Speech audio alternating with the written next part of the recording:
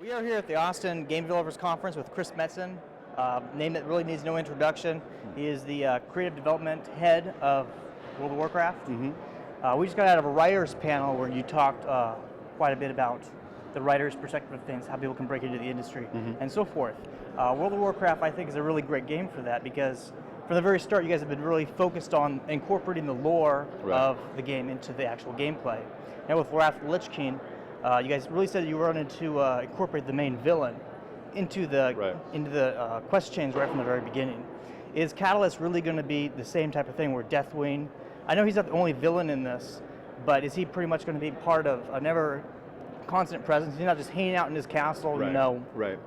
Well, by way of contrast, like Lich King had, like in the very early quests, we wanted to make sure that Arthas was like right there. So even in those like early level 71 quests, he was evident and screwing around with you. We wanted to make the villain this time feel a little more intimate, a little more integrated into your story process. So we definitely learned a lesson there. There was huge equity at the familiarity of the Lich King. You know, obviously based on the character of Arthas, who we had seen, you know, fall from grace in earlier games.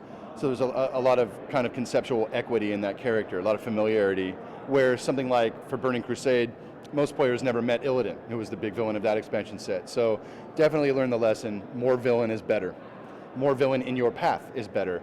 So for Cataclysm, we're definitely leveraging Deathwing as the big bad guy. I think we've also planned, he has kind of a mortal form as well, so you get to interact with him in certain scenes.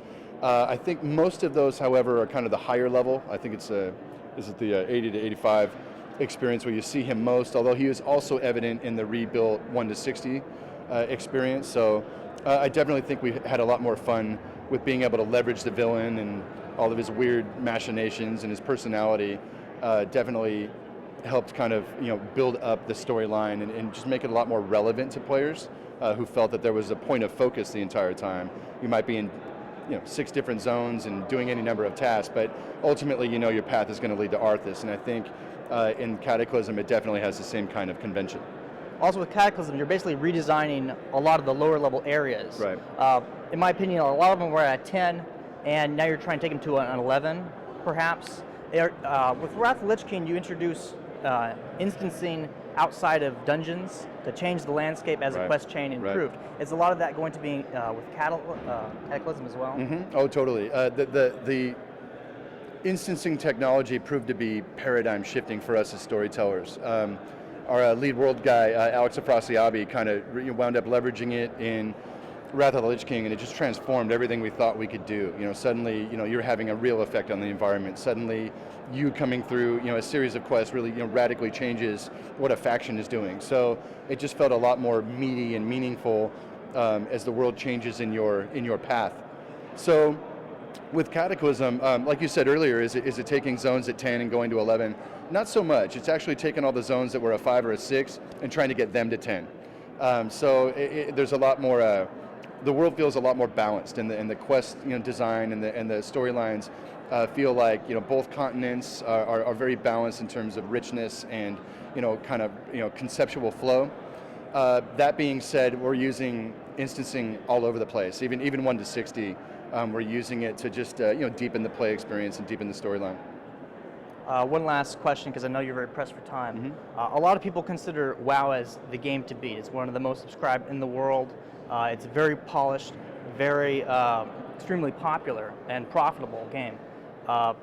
In my honest opinion, I don't think WoW is really a game that people within WoW's model, that it can be beaten. It's primarily because the work ethic that Blizzard has when they go to the game. You're constantly tweaking it, constantly polishing it, listening to feedback. My opinion is like the reason where you guys were able to get so many EverQuest players is because Sony sort of dropped the ball a little bit and opened up a window for Blizzard to sort of like, hey, we got a game, similar model, but with improvements. Is that, what do you guys think about other people? It's hard to say in general, especially me, because I'm so much more on the conceptual side. So boy, would I love to say, like our world is so brilliant, people can't get enough of it. That's probably not the entire truth or even most of the truth. But I don't know what it is about WoW. I mean, I know we're very committed to having very clean, accessible game design. I'll be honest with you, if we break something, we rush in and fix it. We're constantly tooling on this thing to make sure that it's an optimal play experience for the broadest batch of our players. And we've still got our A team on it. Like most of the veterans that built the first World of Warcraft game are still the ones slugging it out, building these expansion sets. And there's so much tribal knowledge that we gained over the course of building it the first time that all of that's still in play. And the level of passion and leadership that we apply on this thing, it's the same as it was the day it came out, 6 years ago. So we keep getting better and better at making this kind of product, and it goes directly into the product. We don't necessarily spin all that off and go do something else. These guys are still focused on this thing and trying to make it great. And I think we try and be honest with ourselves and identify where we've broken something, or where if something isn't fun, then we'll go fix it, because we're all still playing it. So we want to build a product that we're having fun playing with all of our friends. And so with the other games that come out, like all these games have awesome equity or conceptual ideas, and I've enjoyed many of them very specifically. But in far as WoW being the game to beat, like I don't necessarily know what that is.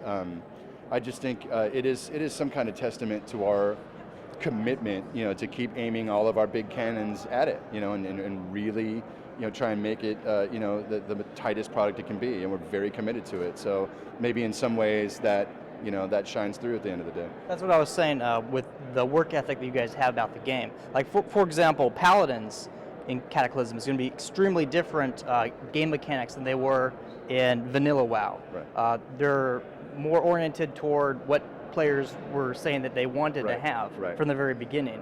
And there's still games out there that are even older than WoW, which their mechanics have never really improved over time. And at the base of that, you figure, these players are paying something like $15 a month. It's kind of their entertainment product. In a lot of ways, we forego, whatever ego would preclude us from making changes we don't want to make, because we're accountable to this audience.